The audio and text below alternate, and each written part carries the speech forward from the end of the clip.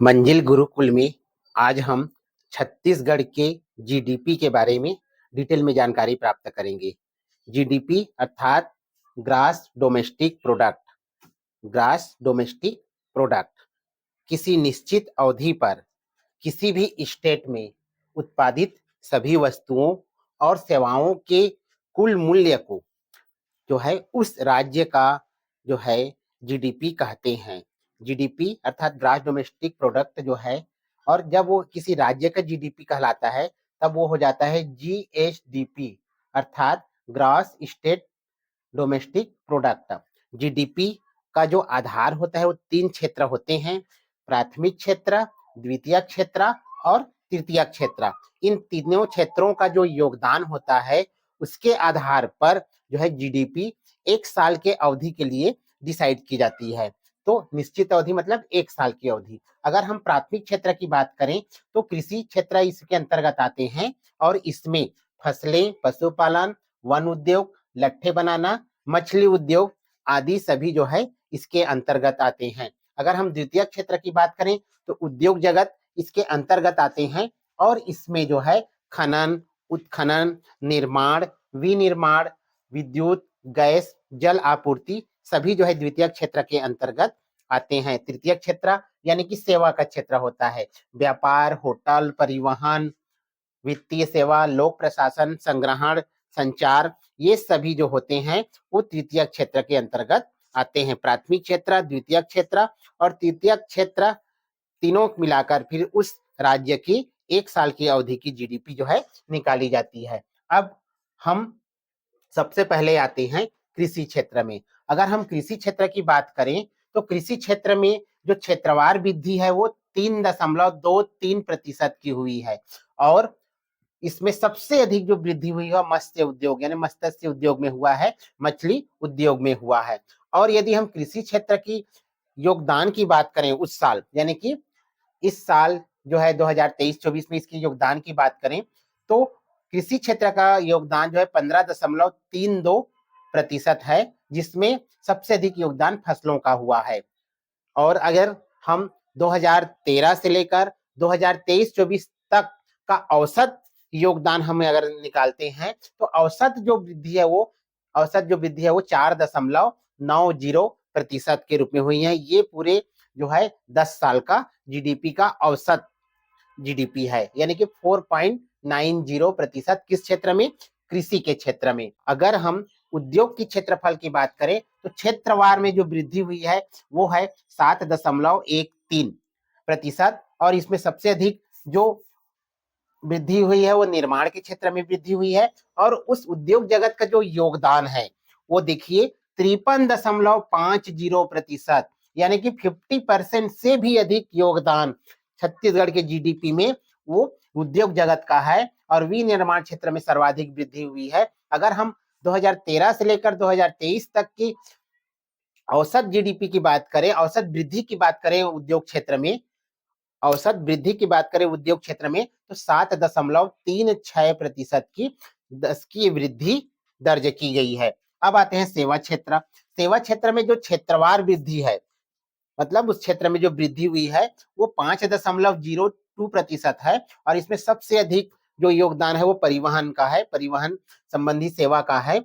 और इसका योगदान अगर हम बात करते हैं तो वर्तमान में जो है 2023-24 में इसका योगदान है वो 31.19% है और जो है स्थावर जो संपदा है वो इसमें सबसे अधिक वृद्धि हुई है। अगर हम इसकी 10 की वृद्धि की बात करें तो 10 की औसत वृद्धि 5.37% है। इससे हमको ये पता चलता है कि उद्योग जगत का योगदान सबसे अधिक है, यानी कि किसी भी स्टेट यानी हमारे छत्तीसगढ़ के स्टेट के जो वृद्धि है जीडीपी में उसमें सबसे अधिक है। यहाँ तक कि उसका योगदान 50% से भी अधिक है, अर्थात उद्योग जगत में भारी वृद्धि दर्ज की गई है और उसका जो दशकीय वृद्धि है वो भी 7.36% है।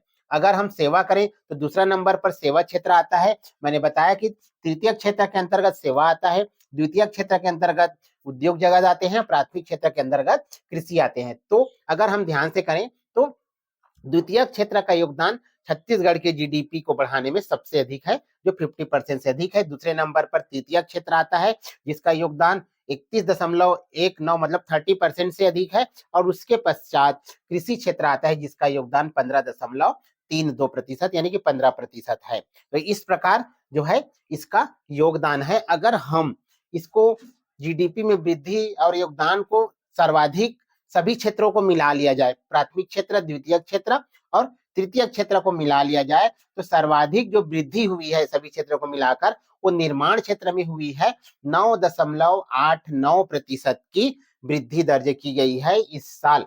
और अगर सर्वाधिक कमी की बात करें तो छत्तीसगढ़ में जो सर्वाधिक कमी है वो रेलवे के क्षेत्र में हुई है। पॉइंट इसमें माइनस में है, -2.17% के रूप में। और अगर हम उद्योग जगत, जैसे मैंने बताया कि उद्योग जगत का सबसे बड़ा योगदान था छत्तीसगढ़ की जीडीपी में, और उद्योग जगत जो है सबसे पहले पायदान पर है, उसका 50% से अधिक है। अगर सभी क्षेत्रों का औसत हम निकालते हैं तो सर्वाधिक योगदान उद्योग जगत का है, 53.50%। अब कम योगदान की बात करें तो सबसे कम योगदान जो है भंडारण में पाया गया है, 0.09% के रूप में। और दूसरे क्रम पर है रेलवे, 0.5% के रूप में। तो इस प्रकार सबसे कम जो है भंडारण में और रेलवे में, और सबसे अधिक उद्योग जगत में पाया गया है। अगर जीएसडीपी कृषि 2012 और 13 की बात करें तो इसमें जो है सर्वाधिक जो वृद्धि है 4.90% की गई है। ये एक दशक का पूरी तरह से रिकॉर्ड है।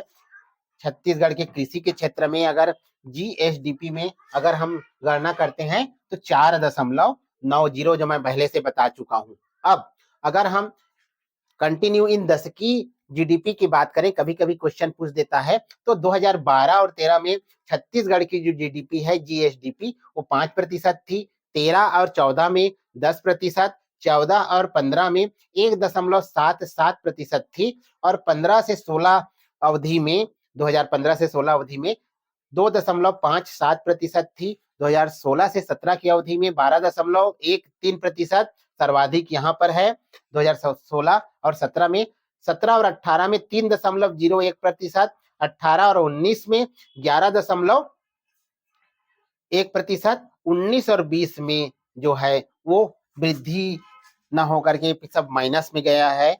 उसमें है आपके पास 2.85%, 20 और 21 में -0.14%, 21-22 में 11.71%, 22-23 में 7.67% और 23-24 में 6.56%। तो अगर हम 23-24 की बात करते हैं तो इसमें दो प्रकार से जीएसडीपी मिलता है, एक तो प्रचलित भाव में और दूसरा स्थिर भाव में। अगर हम प्रचलित भाव की बात करें तो उसमें जो 2023-24 में जो छत्तीसगढ़ राज्य की जीडीपी है जीएसडीपी वो 8.93% है। और अगर हम स्थिर भाव में बात करते हैं तो 6.56% है। तो इस तरह से हम अपने छत्तीसगढ़ राज्य के जीडीपी के बारे में जानकारी इस वीडियो के माध्यम से ज्ञात कर सकते हैं। यह बहुत ही इंपॉर्टेंट है, क्योंकि किसी भी देश का या किसी भी राज्य का जीडीपी जितना अधिक होगा उस राज्य और उस देश का विकास भी उतना ही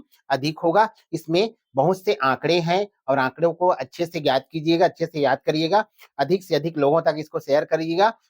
पीएससी, व्यापम और छत्तीसगढ़ के किसी भी एग्जाम में इसमें से एक क्वेश्चन अनिवार्य रूप से पूछा जाता है, इसलिए इसको अच्छे से तैयारी करिए और अपना नोट्स बनाकर दूसरों को भी शेयर करिए। धन्यवाद।